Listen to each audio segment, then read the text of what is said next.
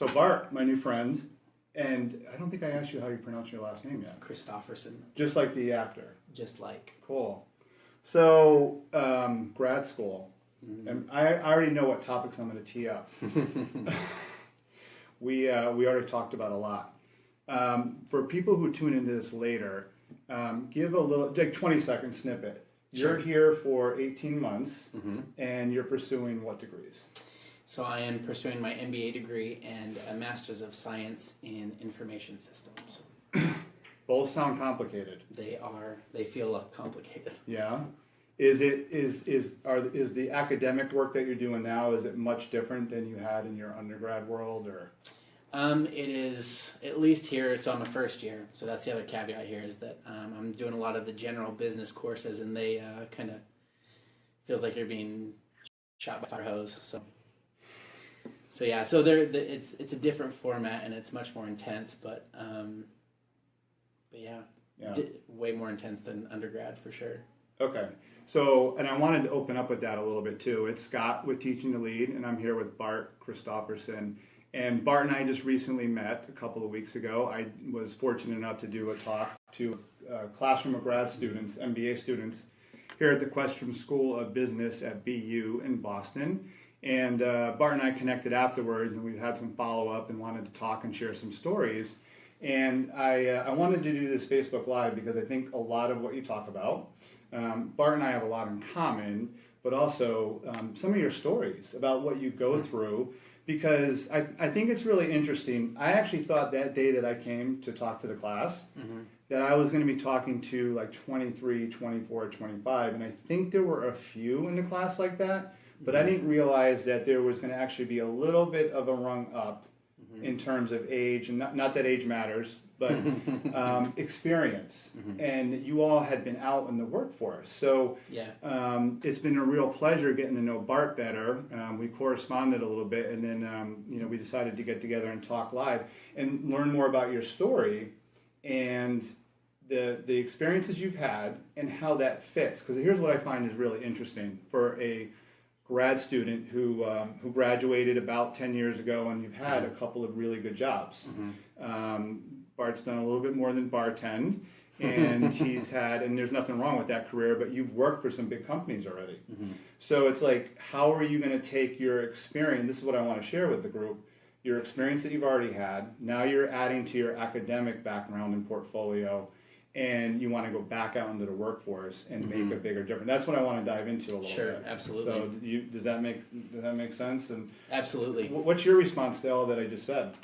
It's funny. I really had hoped that there would have been an easier way for me to contribute the way I wanted to contribute, and I'm sure there are always multiple ways, but it just turned out that business school was the right one for me, and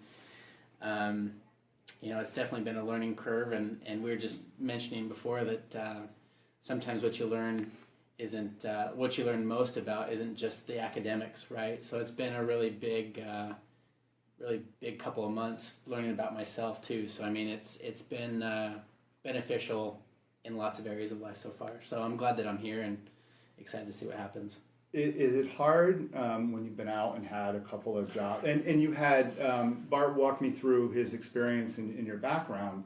So is it hard to you go out to the high pressure corporate world mm-hmm. and high pressure jobs, and then come back, and school has a lot of pressure too, right? But mm-hmm. You have a little bit, your schedule is not in your own control, but how you do your work is probably in a little bit more of your mm-hmm. control. I mean, is it hard to you go out into the workforce for X number of years, and then you come back to this world? How's that transition been for you? It's been actually really difficult, just in the sense of working at a job seems much more contained, much more direct in that you go in 9 to 5 or 9 to 6 or even 9 to 7, mm-hmm. right? And you do that job, and you have clear objectives typically, and you do that, right? You don't have to worry about the club meetings afterwards, or the networking event that you've got to go to, or what the heck am I going to do, with my life after I'm done with this in a year, right? Mm-hmm. Like there aren't those weird constraints. Like it's almost like a life within a life at school, where we took time out away. So we're full time, right? We're not the professional executive MBAs where they go Yeah. to school at night. You're in school every day, all day. Yeah, right. and so it's kind of that subset of life. So it's Yeah. kind of an interesting dynamic. But yeah, it's been difficult because it's, you know, you want to transition back into school and you think you're doing undergrad again, but you're really not, and it's, you know, adjusting there, and so yeah, it's been quite the transition.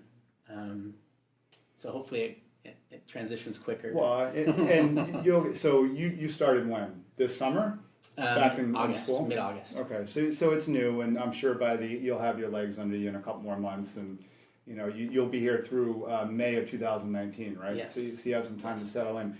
So, and you know, for those who know me and my background, you know, I teach leadership, and I've always been a student of leadership, and both in my corporate career and certainly now as I'm out there teaching and helping others become better leaders in themselves. So you stood out to me that day in that class as somebody. I mean, you asked great questions, and you know, we talked afterwards as somebody who wants to get better. You're in the personal development and growth, and you're not just looking for your academic credentials. And that's great. Sure. We need those to a degree, but you're also looking for your own development and growth. So I want to open the can of worms of leadership, what you experienced and where you're looking to go. So tell us a little bit about what you saw in your prior career around leadership and why you're so interested in becoming a better leader yourself, but also how can you impact and help companies and organizations have better leadership in general? Because you already experienced some poor leadership, right? Sure. Yeah, and there are two leaders in particular leaders. They weren't leaders. Two people who had a management position who were very poor and had a huge impact on my life. I tell my younger sisters this all the time, that if you find a job that pays you well enough to be happy and gives you the benefits you need and you do fun things, the biggest thing that's going to impact your work life is your manager. If you have a bearable manager, your job is going to be all right. If you have a crappy manager, it's going to be tough. And so I found out really quickly the difference. And I look back at those experiences going from job to job or company to company and think, what if I would have had me as a manager? Because I am a completely different person than especially those two that I have in mind that were not so great. And how I could have shaped that young 22-year-old Bart or that young 27-year-old Bart along his path, just to, whether it was to be a better person, to be a stronger contributor at work, to whatever that facet of life that we connected on or that I was able to help that Bart with, I would have loved to. And actually I found in one of my most recent jobs, two mentors who did just that and who have actually shaped this whole path of mine over the past year and a half. And that, you know, it goes back to the saying I shared with you earlier of, I really want to be that person I wish I had. So as I look at leadership moving forward, I think that for me, the path was to get these credentials, right? These academic credentials, so that I could break into leadership and really focus on that people part of management. So, which is usually the missing. So you have X number of years of experience. You have 7 or 8 years of experience. Is that ballpark? Yeah, since I graduated, right? so 9. 9, and you know, I have about 18 in the corporate space, not including necessarily my nonprofit experience, and that's the one piece that. So a lot of times we have managers who are really good subject matter experts, Right. and they lack some of the ability to lead and connect with people. So it sounds like you experienced the same thing. That's where the gap was, right? Yeah, 100%. And so you're interested post grad school work in whatever career and field you land in, and maybe we have another conversation one day about all that you're going to do. Right. But you want to make an impact in that area, right? You want to be and at least position yourself to be a future leader so that you're able to make an impact on the people side. When I think that's why I connected with you during your talk so much a couple weeks ago, when I genuinely meant and was wondering if you knew of companies that did this with their management teams, right? That would go to them and be like, it's great that you're a subject matter expert, or you've put in so many years, you know the company, its culture, it's whatever, right? Like you have that value to give, but that won't make you a leader. It won't make you someone who can take a group of people and get a better output of their work, right? And to me, that's the purpose of a manager, right? Is to enhance their team. And if companies don't invest in it, then they just hope they get it right when they promote these managers or hire these managers. And I think that's really inefficient. So when you said that's exactly what you do now, it blew me away because I had been thinking about it. And anyway, it was eye-opening for sure. Yeah, I mean, there's ways that we can go about it that help individuals, and I like connecting with somebody like yourself because, and I want to keep helping individuals start with themselves and become better leaders in themselves, because I feel when we do that, and if we put the time and energy and focus into that, there's going to be so many beneficiaries down the road, just natural. You develop as a person, you become a better leader of yourself, your life goes in the right direction, the direction you want it to from a fulfillment standpoint, and you're just going to naturally impact people in a good way every step of your journey. That's why I think like this is a can't miss.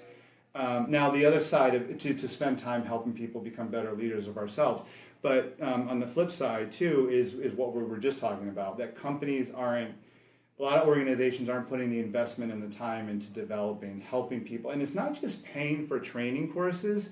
It's also, and this is something that I would ask you, I know you already think along these lines, but keep it in mind as you grow in your career. It's not just training. It's not just formal like classes, go take a 2-day how to be a leader class. It's giving people opportunity in the workplace to try and fail, to problem solve, and to include, to have other voices heard. You know, it's a lot of organizations are top down, and it's very authoritative in terms of whoever's higher ranked has the stronger say. And sometimes we do need that. Sometimes we need that structure. But I think we need to give people chances to problem solve. We need to give people chances to try different things and fail along the way and learn from them, and to have a voice. What are your thoughts? I mean, did you see some of that in your other organizations where you at least had a voice at times? Or? Well, and I mentioned those two leaders, managers in my life who kind of helped me see a path forward, and that's exactly what they did. They would empower me. They knew I had a job, they knew I could do it, and they knew that if I didn't know how, I could figure it out, and if I needed to go get their help, I could.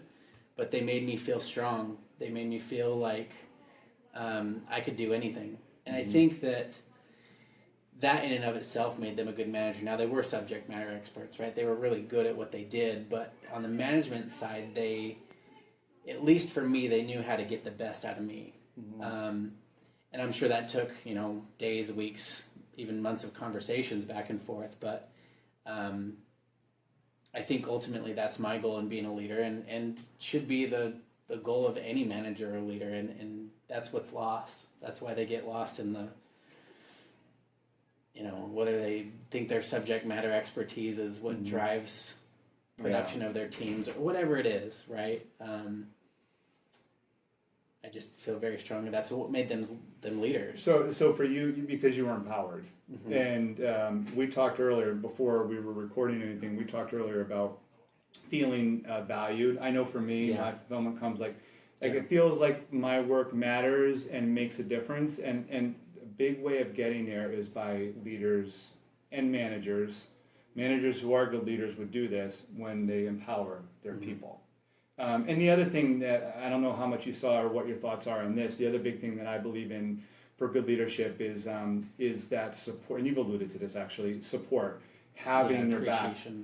And, right, like I always, if I knew, I didn't ever have to have my boss do everything for me, but if I knew he or she had my back and would support me good and bad times, that's when we feel safer to like, hey, I'm gonna give it my all, or hey, I'm not exactly even sure, but I'm still gonna try my hardest, because I know if I stumble along the way, my boss will have my back. You know what I mean?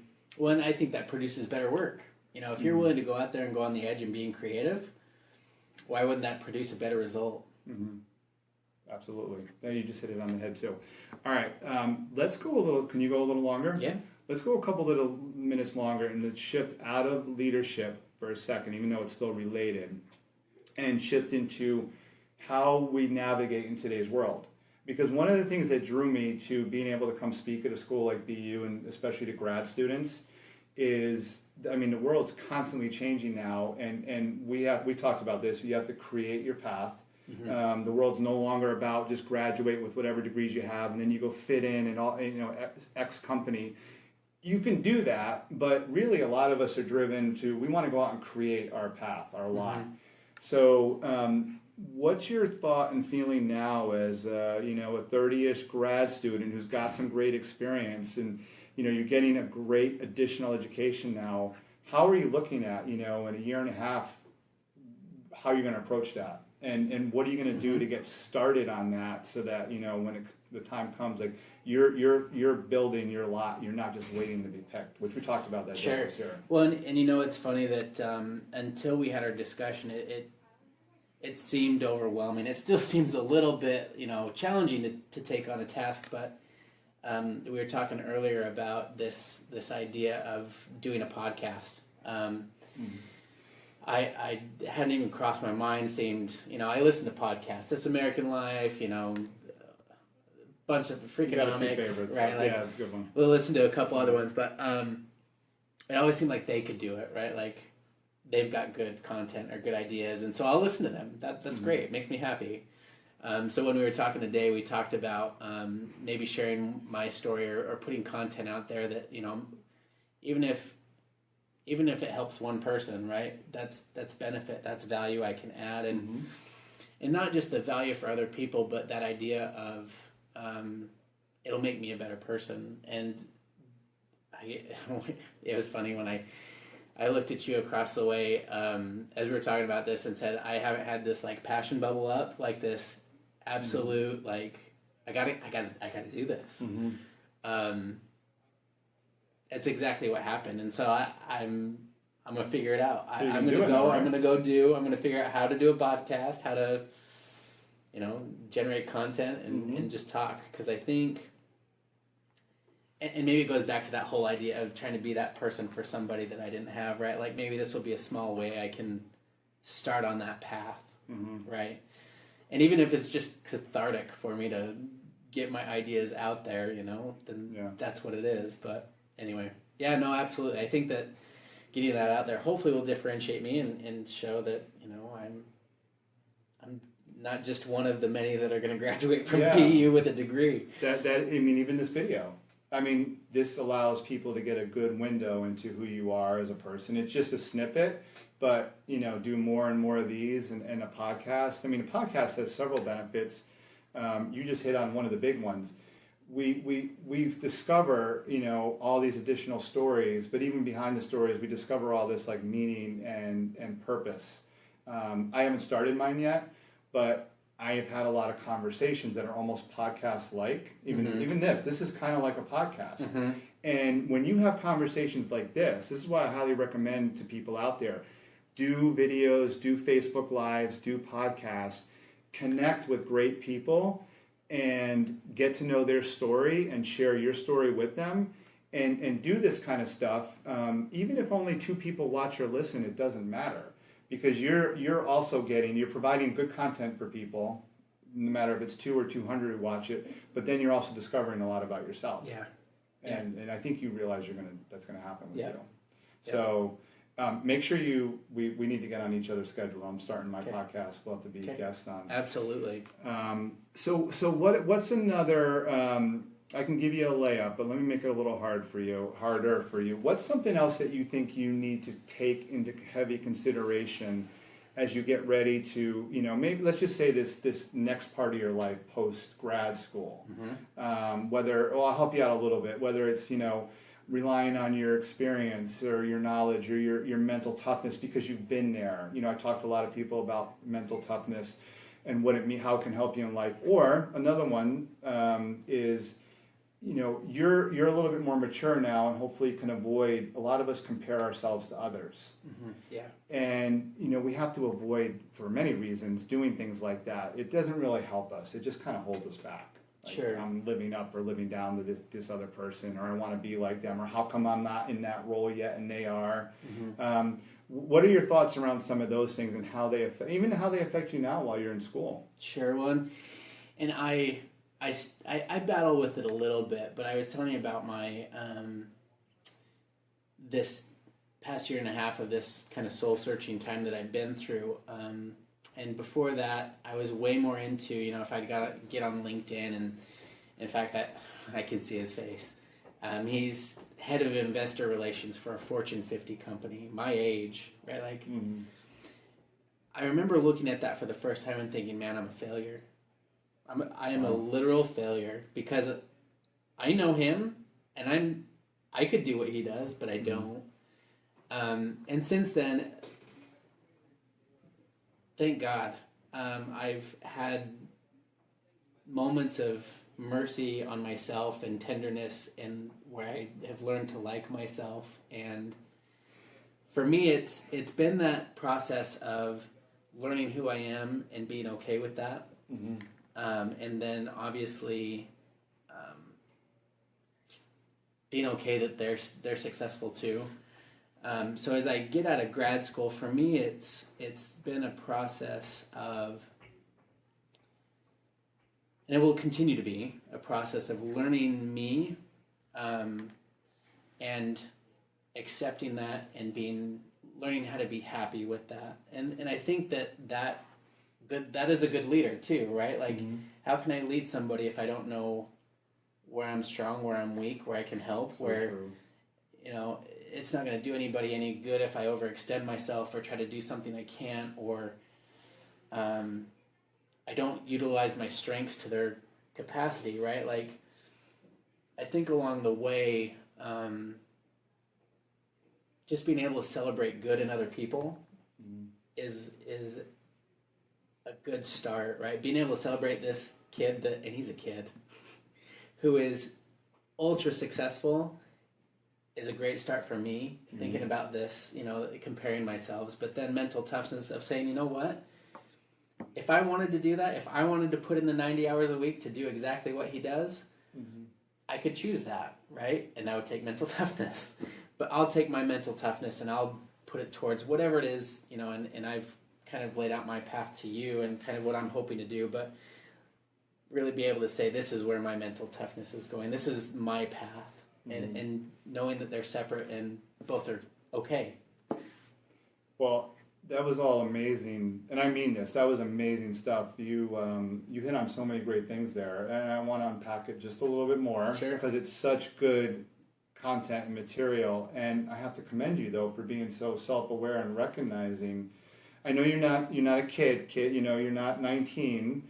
But and you have some really good life experience, even in your personal life. You've done and been through a lot.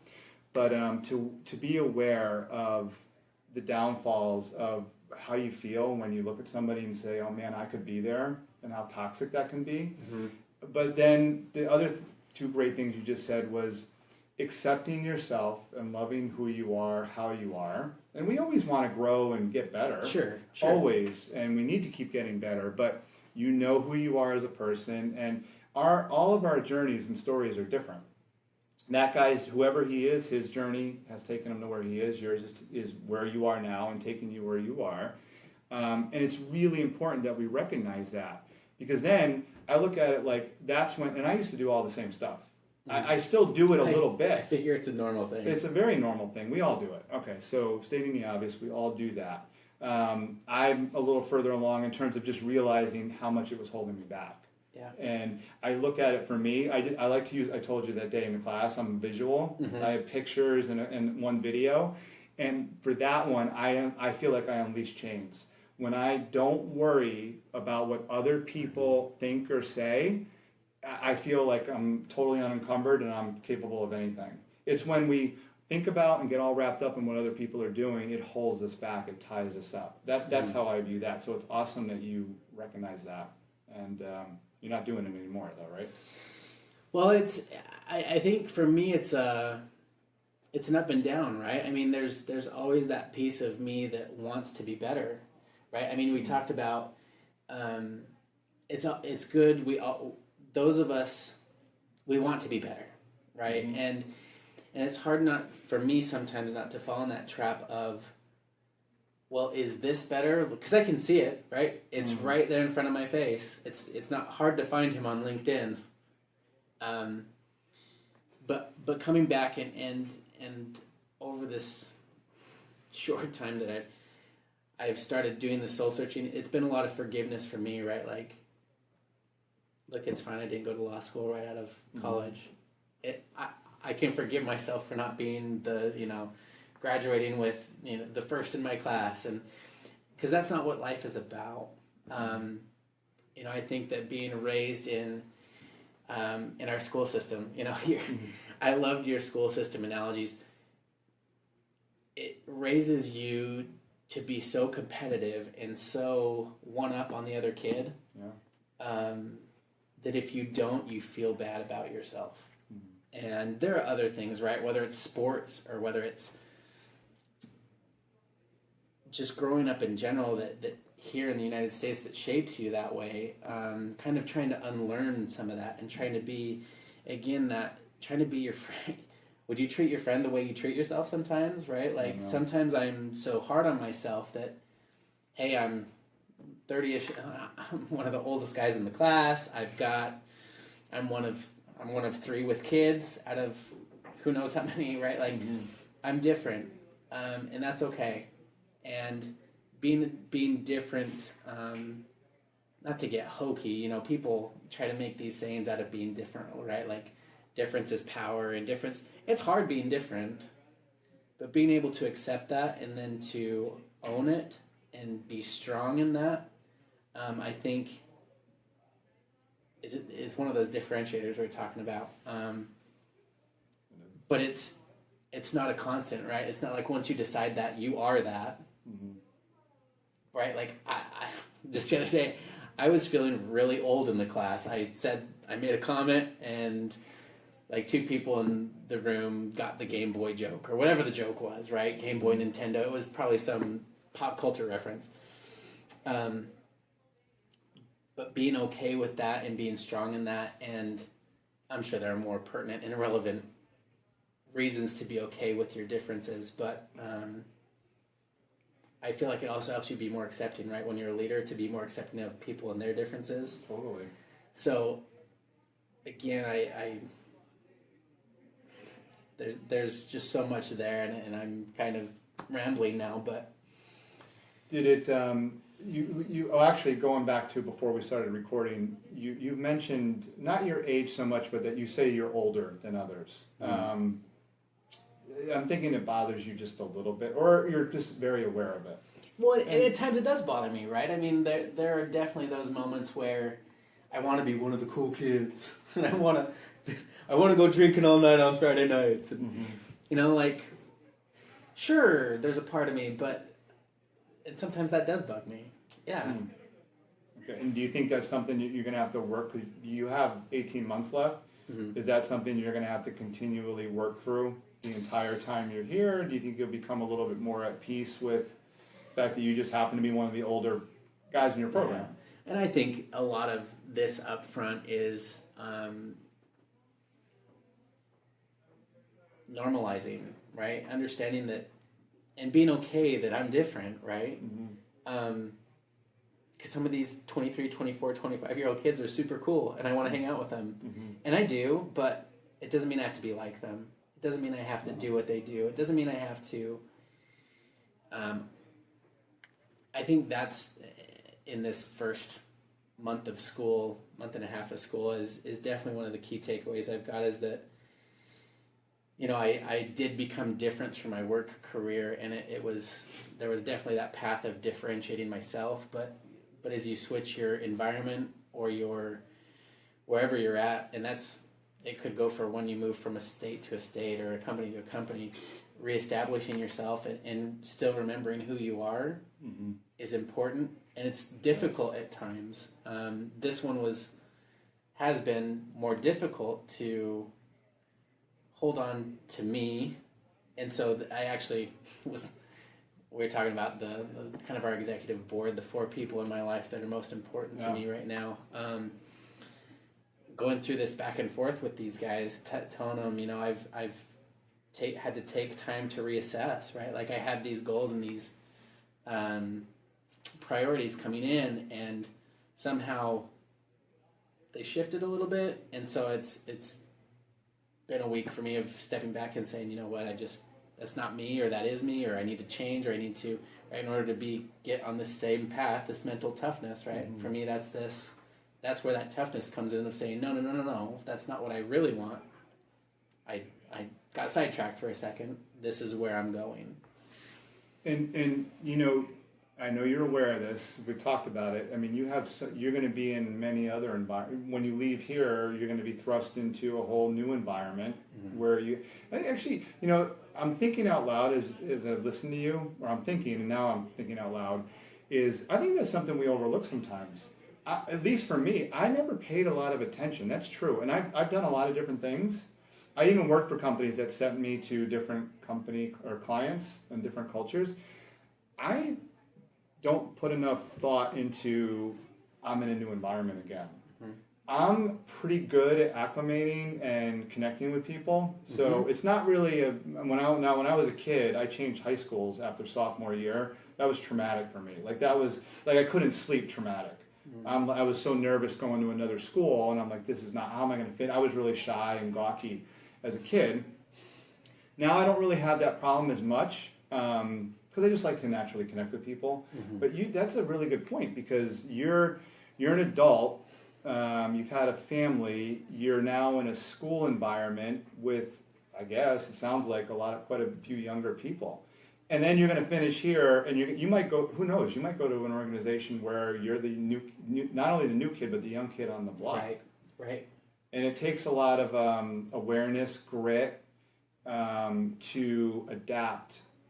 I would say it's hard to do seamlessly all the time, but it's a big part of the process. But not just to adapt, but to stay who you are, right? Like you can adapt, right? Like you can fit in in different ways, but there's still that core you, right? Like, oh yeah, you have to stay true to who you are. So I think that's been this whole like reassessing process, right? That mental toughness, this guy over here, that was his jam, right? That's him, right? I'm gonna put 80 hours in. I'm gonna get this job. Like that's me. That's who I am, and it's great. But now, how do I apply that same kind of mental toughness in my life? And it's this process of figuring out who I am and how I get there, and what does that look like? Awesome. Now, this, you're making me this happens a lot when I sit down with people like you and have these conversations. You're getting me thinking about a lot of things that, again, we all focus or hone in, and a lot of my time and energy is spent on creating a new business that will add value to people, and I'm not thinking as much about some of this stuff, like staying true to myself no matter what environment I'm in. But thankfully, I think I've been pretty good at that. I usually am what you see is what you get kind of person. For others, we have to work at it a lot. I mean, do you feel like you're working at it? It sounds like you are, but I don't want to put words in your mouth. Are you working at it a lot right now? I'll define a lot. I'm working on it. I feel like I'm me. But I do get caught in that trap. I like to connect with people too, right? And I think that's where I fall into the trap of trying to either overextend myself or to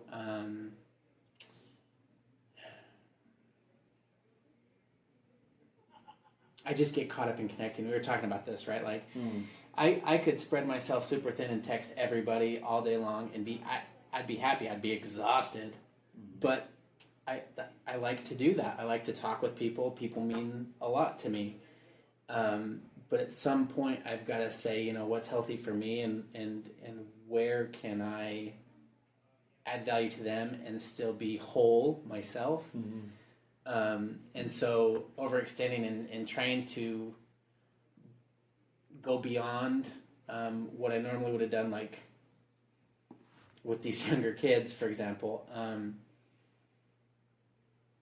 it takes more out of me then it gives me value, even though I try to add value to them by being a friend or by being there for them, right? Like, when it starts taking away from me and who I am, I think that's when I start to realize that I've got to adjust a little bit, and I've got to, again, just be true to myself in this environment, even though the environment's different. I haven't been in a college environment for years, right? So hopping back into it, you know, I still want to be the same person,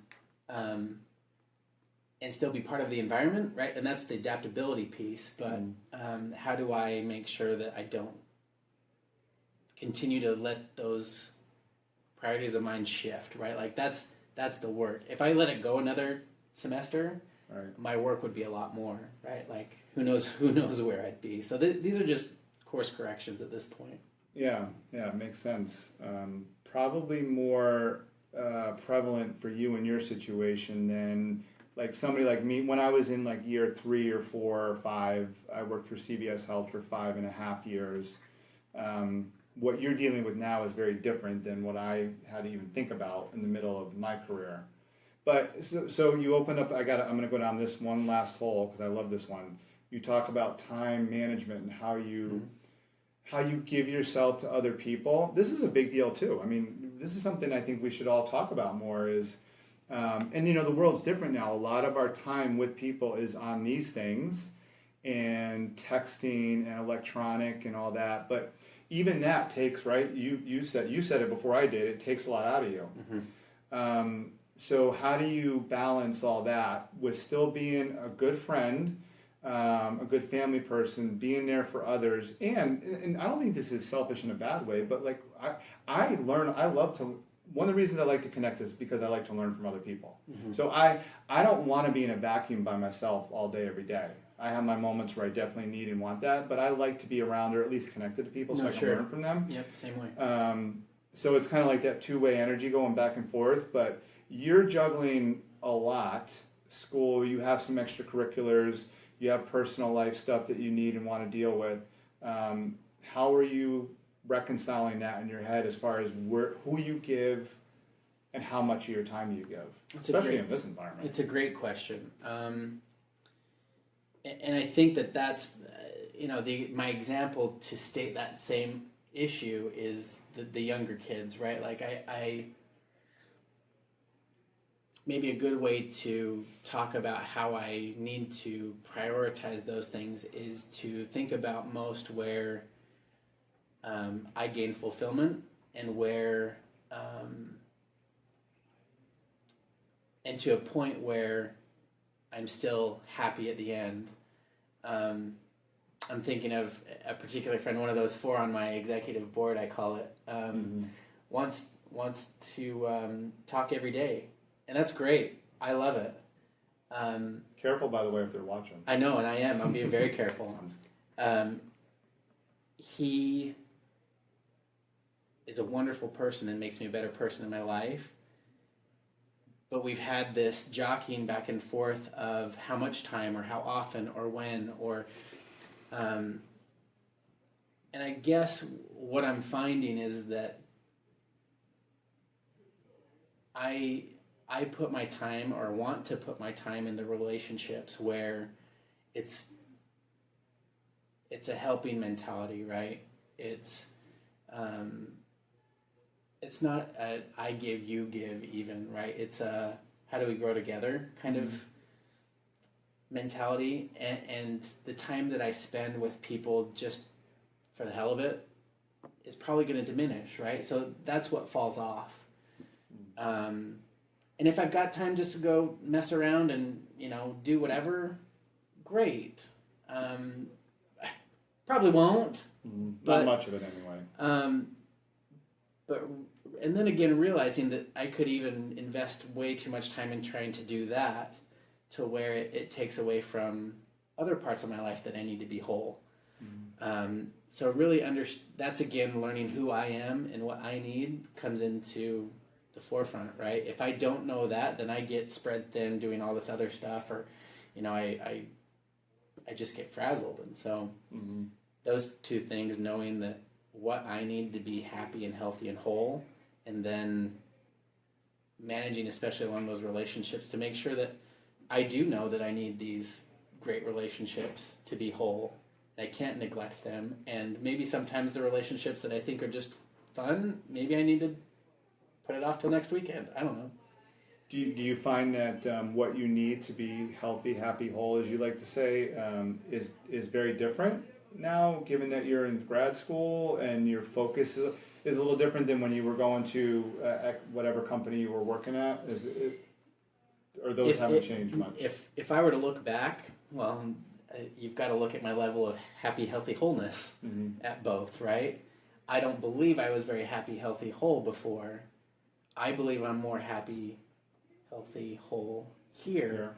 So having understood that transition into and understanding who I am and then acting upon what will get me there, regardless of whether I was in school today or whether I was working today, no matter where I was, that understanding in and of itself has been crucial. And then I think it takes courage to act on it. Sometimes it's hard to act on, hey, I need to call this person right now, or I can't talk to this person right now, or I really want to do this thing, but it's going to take away from another aspect of, it's a really shiny thing. I like shiny things, right? Like it's a consulting opportunity with this great company, right? Shiny.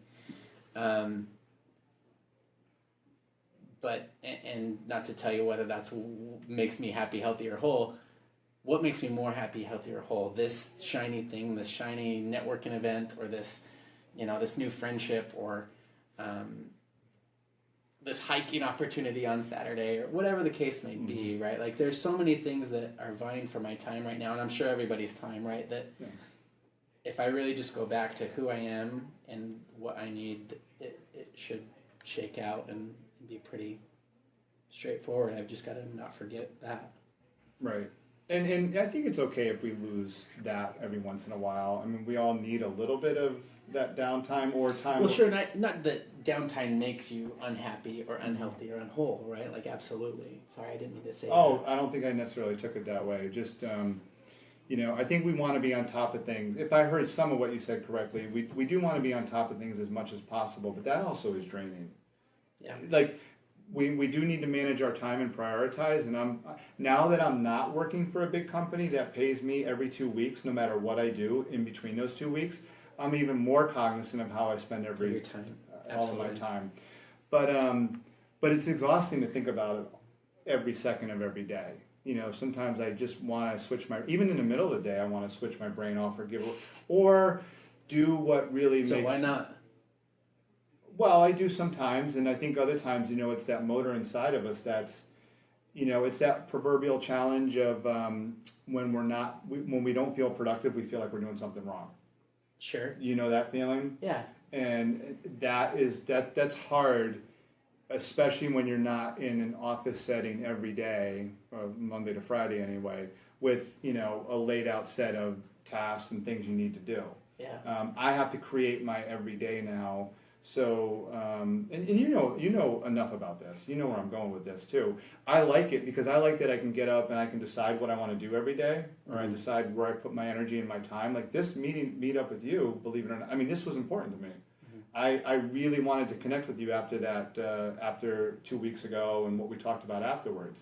I was going to carve out whatever time I could for this, and I love that I can do that. But, I struggle sometimes feeling like, am I being productive enough? Sure. So. But productive enough for who? For what? Like, see, that's what I'm saying, right? Like, the more you understand about you, you can say, this is enough.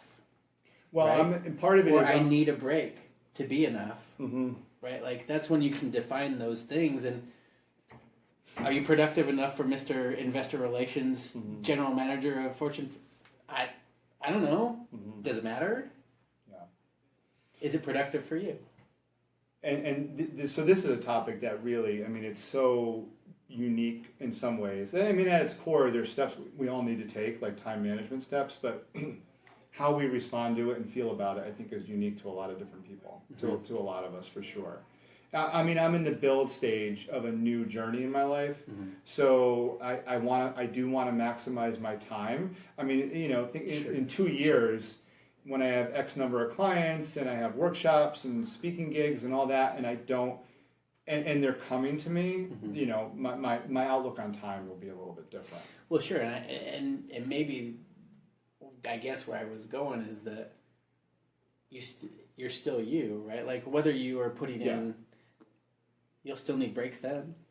You'll still, productiveness will still be whatever it means to you now, right? Whether that's hours of the day or workshops given or people talked to, right? Like, yeah, and see, this is good. This is why I like conversations like this, because it causes me, you've caused me to reflect a lot during this conversation, not just on the time management, but a lot of stuff you said earlier. So I don't want to, but we probably should wrap. And I want to thank you, though, for, and I hope some people have stayed to the end, live or recorded version later. I have to say this about you. Thank you for opening up. I don't know you that well, obviously, but, and I don't use the term vulnerable that often. All due respect to Brene Brown, I do like her. she's great. She is good. She's really good. And a lot of what she says is spot on and things that we need to be aware of and work on. But I also am careful with vulnerability because I just like to be in a state of naturally being open and giving and my true self. And the only thing I'll say, I don't know why I'm going down this rabbit hole either, but with vulnerability, the way Brene Brown presents it at times is, to me, it shouldn't be that much work to be vulnerable. Yeah. I want to think of myself as being vulnerable like every day, all the time. So when people go out of their way to make a big deal of it, like I want to commend you for it, but I also don't want to say like, oh my gosh, you were so vulnerable and you're I kind of want to say it, but I don't. But I think you and I have a lot of similarities, and I think that's probably who you are. So I didn't know you that well until a couple of weeks ago, and then certainly more today. But I'm not surprised that you just shared as much as you did. And I think it does take courage, by the way, to do that. So I applaud that too. And thanks for sharing that with an audience. That's awesome. And this is why, by the way, another lesson learned, the more of this you do, the more people are going to see who you are because you have a lot of talent. You are going to have a lot to offer a lot of organizations, not even in 2 years, but before them. So thank you. All right, you're welcome. Okay, thanks for your time. All right, thanks everybody for watching. And if you haven't, I have not mastered the getting the questions during the live yet. I got to work on that. But we're going to do a podcast, so we'll have to collect some questions before that.